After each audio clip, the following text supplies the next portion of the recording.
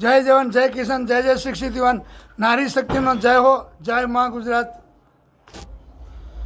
આજનો વિડીયો મેં પહેલાં બી કહ્યો હતો. આજનો વિડીયો છે ભારત પાકિસ્તાનનું યુદ્ધ.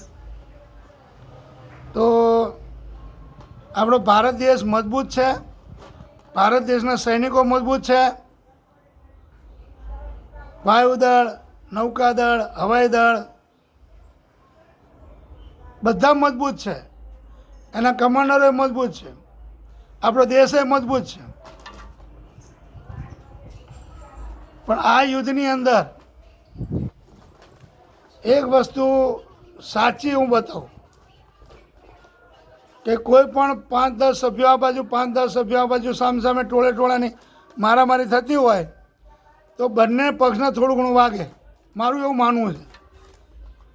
એક પક્ષ આખો નિર્દોષ ના હોય, આખો પક્ષ એને બિલકુલ ના વાગતું હોય અને બીજો પક્ષ મરણ પથારીમાં પડતો હોય એવું શક્ય જ નથી. કોઈ પણ ધર્મયુદ્ધ હોય કે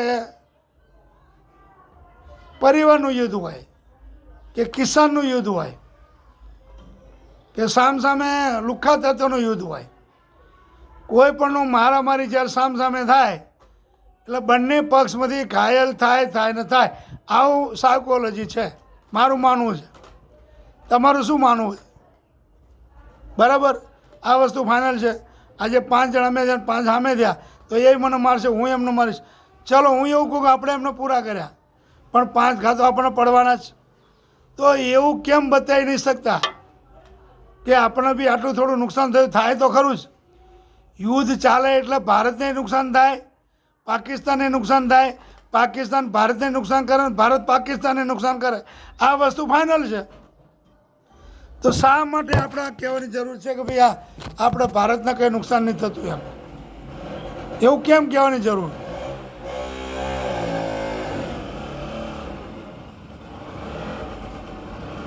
હકીકત છે તો છે. હવે બીજું તમને કહું કે આની અંદર જે ઓપરેશન કર્યું એમાં એવું બતાવ્યું 65% સ્વદેશી હથિયારોથી લડવામાં આવ્યું. આપણા દેશમાં ક્યાં પોતાના હથિયારો બને છે? બતાવો ખરા, કઈ જગ્યાએ કારખાનું છે? ખોટું ફેંકવું રાખો નહીં. અને 100થી વધારે સૈન્ય મરી ગયા પાકિસ્તાનના, એવું પેપરમાં આવ્યું 12 તારીખનું, આ ગઈ 12 તારીખ. હવે પાકિસ્તાનના જવાન કોઈ મરતું જ નથી, બધા આતંકવાદી મરે છે. ચલો, 100થી વધારે તમે 5 પણ બતાવ્યા, દેશની પબ્લિકને બતાવ્યું કે આ જુઓ, આ 5 આપણે પાકિસ્તાની સૈન્યને ઠાર કર્યા? કોઈ જ નહીં, ખાલી પેપર ઉપર જ ચાલે કામકાજ. તો પાકિસ્તાન સૈન્ય છે એ લડતું જ નથી ભારતની જોડે, એના આતંકવાદી લડે ભારત સાથે. એટલે ખોટું બતાવે છે, એવું મારું માનવું છે. સાચું હોય તો 100 તમે સૈન્ય મારે પાકિસ્તાનના, તો 100 બતાવો ને, ટીવીમાં પેપરમાં આપો કે જો આ મારા. પાકિસ્તાનનું કોઈ સૈન્ય મરતું જ નથી, શહીદ આપણા થાય છે. તો એમાં આપણા શહીદ થયા બતાવ્યું જ નથી. આપણી કેટલી મિલકતને નુકસાન થયું એ પણ નહીં બતાવતા. આપણી કેટલી મિલકત પાકિસ્તાને કબજે કરી એ નહીં બતાવતા. આપણી કેટલી ચોકીઓ કબજે કરી એ નહીં બતાવતા. હકીકતમાં બતાવવું જોઈએ કે આપણી આટલી ચોકીઓ પાકિસ્તાને કબજે કરી, પણ આપણે એમનો જવાબ આપીશું. ભલે ના આપી શકો તો કંઈ નહીં, અને આપો તો એમનો બતાવો. પાકિસ્તાનના સૈન્યને તમે કે 100થી વધારે સેનાને ઠાર કરી, તો બતાવો. મિલિટરી સાચી છે, આર્મી સાચું છે, બધું સાચું. યુદ્ધ કર્યું એ પણ સાચું છે, મારે હશે એ હું ના નહીં પાડતો, પણ રિપોર્ટ ખોટો, એમ મારું કહેવું છે. તો સરકાર, કેન્દ્ર સરકાર કે એમ ના કરશો, તમને યોગ્ય લાગે, સાચી દિશામાં ચાલો અને સાચું તમે રિપોર્ટ આપો કે આપણું બી આટલું નુકસાન થયું. બધા માની લે કે થાય ભાઈ, સામસામે યુદ્ધ કરેલા નુકસાન થાય, કે નકરું સામેવાળાનું નુકસાન થાય એવું ના હોય. આપણી મિલકત નહીં થાય, આપણા સૈનિકોએ શહીદ થાય અને આપણી ઓફિસોએ જાય ને આપણી ચોકીઓ ઉપર બધું યુદ્ધ થાય. યુદ્ધ કરવા બેટા બે સામસામે થાય એટલે બંને નુકસાન થાય. પણ એવું કેમ નહીં બતાવતા એ મને ખબર નહીં પડતી. તો આ ખરેખર બતાવવું જોઈએ, ખોટું નથી, સાચું બતાવવું જોઈએ કે હકીકતમાં આ યુદ્ધ કરીમાં આપણા આટલા જવાન શહીદ થયા અને એ જવાન શહીદ થયા એના પરિવારને તમામ ન્યાય મળવો જોઈએ. એના પરિવારમાં નાના નાના છોકરા હોય તો એને ભણવાનો ખર્ચો, ખાવા પીવાનો, આજીવિકાનો તમામ સાધન કેન્દ્ર સરકારે પૂરું કરવું જોઈએ. તો આ કેમ નહીં બતાવતા હતા? મારું માનવાનું એ આવે છે કે આ તમે કેમ નહીં બતાવી શકતા?